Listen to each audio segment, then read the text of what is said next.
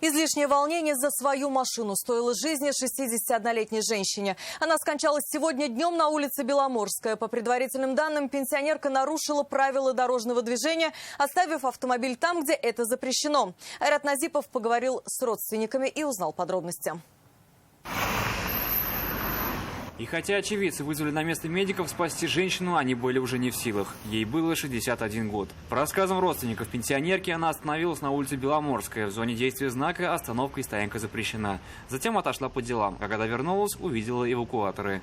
Мама у меня заходила или в аптеку, или где-то здесь вот в магазин. Выбежала и испереживала, что ее заберут, что-то придется там деньги платить на штрафстоянку.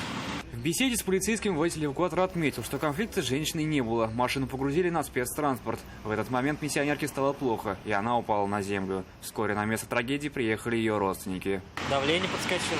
У нас сердечница у вас? Давление, да. Точную причину смерти установят судмедэксперты.